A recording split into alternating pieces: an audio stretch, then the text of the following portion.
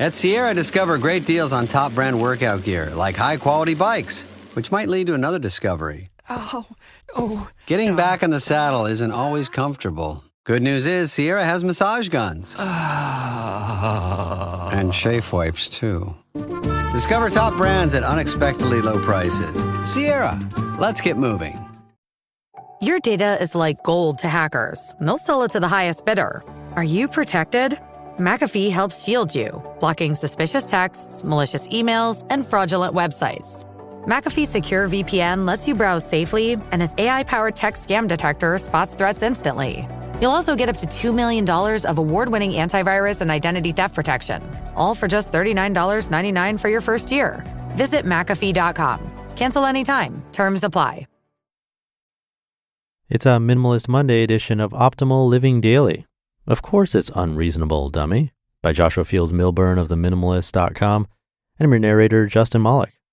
And we keep this intro minimal for Minimalist Monday, so let's get right to it as we optimize your life. Of course it's Unreasonable, Dummy, by Joshua Fields Millburn of Minimalists.com. I recently imagined an elaborate conversation between my 27-year-old self and my 30-year-old self, myself from yesteryear versus myself from today. Sadly, it was not a pretty exchange. Suffice it to say, there was a vast ideological dichotomy between these two guys. Looking down on their tete-a-tete from my omniscient point of view, this is a small chunk of what I observed. My 27-year-old self had it all figured out. He could do no wrong. He was too confident, read arrogant, for his own good. He had the high-paying job, the fancy title, the status of a young corporate executive, the long-term career goals, the short-term spend more money than I make goals, the big house, the fancy cars, the big screen TVs, and all the stuff that was eventually going to make him happy once all the puzzle pieces fit perfectly. My 30-year-old self had it all figured out too, but in a radically different way. He knew he had figured it all out as soon as he had stopped trying to figure it all out. He knew he didn't know everything, nor would he ever, but he knew that with every year that passed, he would continue to grow. The slightly older man also found a certain amount of contempt for the younger man, and it was hard for him to hide this disdain. He couldn't believe how his self of yesteryear placed so much importance in material possessions, while he didn't value the most important things in life: health, relationships, passions, growth, and contribution. With that contempt also came pity from the older man. Pity for a man who was lost but didn't know he was lost. More than anything, the older man sympathized with the younger man because he had been on the same path a few years earlier. The two men talked for a while, stating their points of view. Both men had passionate, seemingly valid arguments and rationalizations for their persuasions, and they each had their incontrovertible dogmas, or so they thought. There was one gaping difference between these two men, and you could see it in the younger man's eyes. The 27-year-old man was not happy. Sure, he wore a mantle of happiness and experienced short bursts of pleasure or satisfaction, but he wasn't truly happy inside.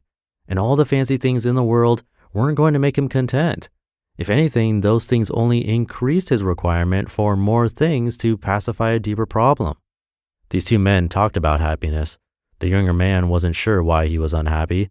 He had everything society told him he was supposed to have, right?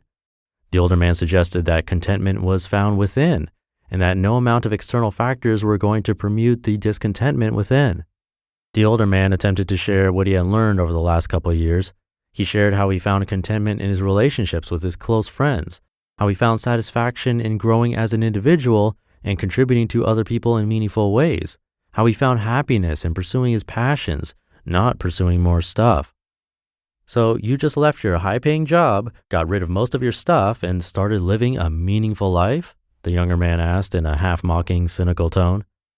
Yes, it didn't happen overnight though. It took a couple years of focus, a few years of being conscious, a few years of being aware of what's truly important. I had to make a fundamental shift in the way I live but most people aren't living that way, the younger man interrupted with a raised voice. He was heated. He felt his way of life, his entire identity, was being questioned. After all, he had worked so hard to get all the stuff he had, to get the identity he now possessed. And who the are you to tell me my lifestyle is wrong? Who the are you to tell me how to live my life? I'm not telling you how to live your life. I'm simply stating the obvious. What you're doing right now is not making you happy, nor are you on the path to happiness. The path you are on leads to more discontent. I know because I've been down the same path. Until you focus on what's important, until you focus on what's going on inside you, you won't be happy. Whatever, giving up this lifestyle just to pursue my passion seems incredibly unreasonable, the younger man shouted. Of course it's unreasonable, dummy, the older man snapped back. Being unhappy and discontent is completely reasonable within our society. We see it every day. Being reasonable means lowering your standards. Being reasonable means doing what everyone else expects you to do. Being reasonable means living an average life. But I'd rather be extraordinarily unreasonable and content and happy. I'd rather live a meaningful, albeit unreasonable, life. Get unreasonable and everything's possible. Forget about being reasonable. Being reasonable got me into the same pile of you're in now.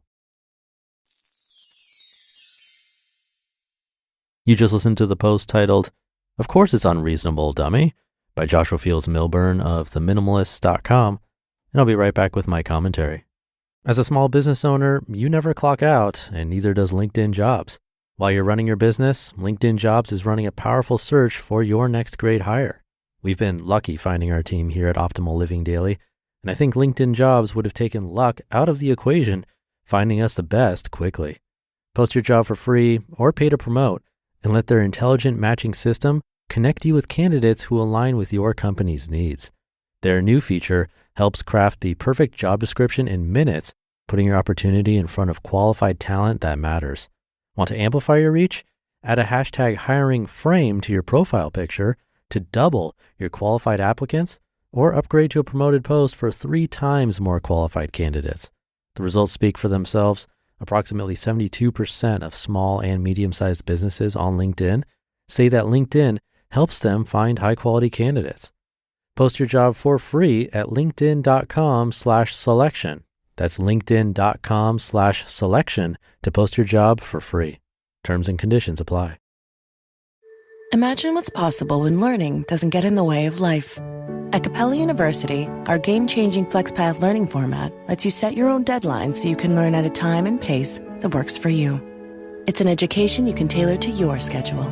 That means you don't have to put your life on hold to pursue your professional goals. Instead, enjoy learning your way and earn your degree without missing a beat. A different future is closer than you think with Capella University. Learn more at capella.edu. Thank you to Joshua. A great story. It reminded me of how I used to track my mood. I know I've brought it up on the show before. I actually tracked my mood every single day for, I think it was around a year or so. And what I discovered was pretty eye-opening, to me at least. Might be obvious after the fact. But the highest rated days weren't when I bought something new. They were almost always days spent connecting with other people, whether it was time with family, friends, or even just meaningful conversations. Those were consistently the days that felt most fulfilling. The caveat that I always say with this, though, is that doesn't mean we should spend every spare moment we have trying to connect with people. Some of us are introverts and need that alone time to recharge.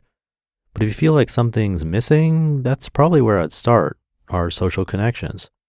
And I don't think we need to completely give up our jobs or get rid of everything we own to find happiness.